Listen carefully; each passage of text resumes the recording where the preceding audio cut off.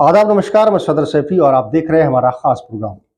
अयोध्या में राम मंदिर की प्राण प्रतिष्ठा कार्यक्रम 22 जनवरी 2024 में दिल्ली के एक प्रमुख इमाम उमर अहमद इलियासी ने हिस्सा लिया।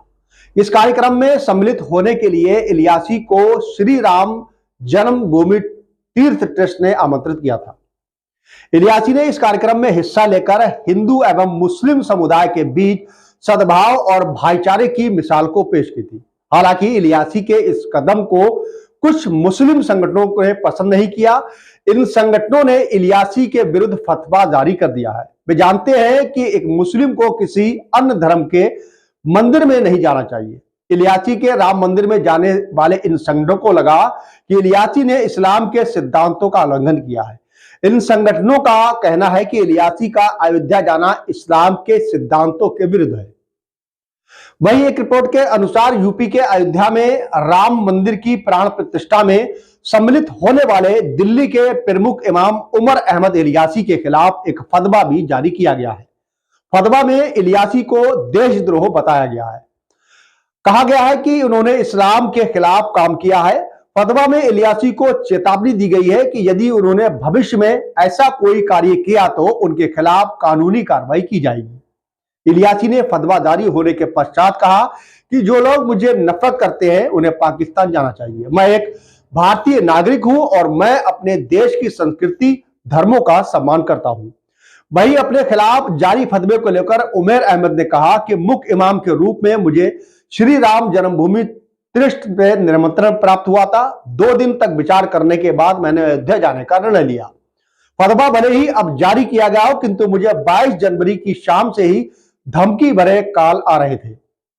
आगे उन्होंने कहा कि मैंने कुछ कॉल रिकॉर्ड भी किए हैं, जिनमें कॉल करने वालों ने मुझे जान से मारने की धमकियां भी दी है। जो लोग मुझे और देश से प्यार करते हैं वो मेरा समर्थन करेंगे। जो लोग कार्यक्रम में सम्मिलित होने के कारण मुझसे नफरत करते हैं वो पाकिस्तान चले जाएं। मैंने प्यार का पैगाम दिया है, कोई गुनाह नहीं किया। मैं माफी नहीं मांगूंगा और ना ही इस्तीफा दूंगा। धमकी देने वाले जो चाहे कर सकते हैं। इस मामले में विश्व हिंदू परिषद के राष्ट्रीय प्रवक्ता विनोद बंसल ने इलियासी के खिलाफ फतवा जारी करने को दुर्भाग्यपूर्ण बताते हुए कहा कि उनका राम मंदिर के प्राण प्रतिष्ठा समारोह में सम्मिलित होना कुछ जिहादी कट्टरपंथी मुफ्तियों को रास नहीं आया है। उन्होंने कहा कि मुफ्तियों को एक ग्रुप द्वारा उनके खिलाफ फतवा जारी करना बेहद दुर्भाग्यपूर्ण और निंदनीय काम है, जिसको लेकर अब उनके खिलाफ फतवा जारी हो गया है। इमाम उमर अहमद इलियासी ने बताया कि घटना के दिन से ही उन्हें लोगों के एक वर्ग की तरफ से प्रताड़ित किया जा रहा है। इसके साथ ही उन्हें फोन पर जान से मारने की धमकी भी दी जा रही है। प्राण प्रतिष्ठा समारोह 22 जनवरी को आयोजित हुआ था, जिसमें प्रधानमंत्री नरेंद्र मोदी भी शामिल हुए थे।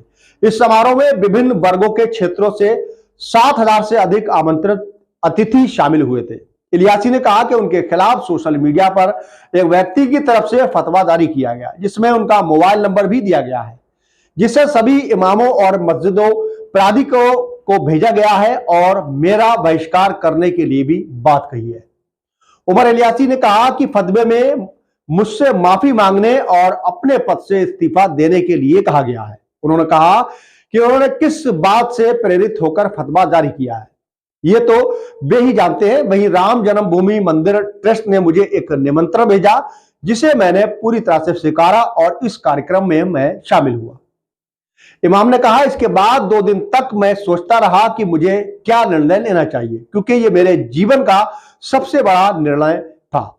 लेकिन फिर मैंने सांप्रदायिक सौहार्द के लिए, देश के लिए और राष्ट्र हित में सोचा कि ये निर्णय लिया और अयोध्या गया। इमाम ने कहा कि अयोध्या वासियों ने उनका स्वागत किया। मेरा उद्देश्य पैगाम मोहब्बत देना है, जो मैंने वहां पहुंचकर दिया था। इमाम ने कहा कि उन्होंने कुछ भी गलत नहीं किया है, इसलिए माफी मांगने का तो सवाल ही नहीं उठता है।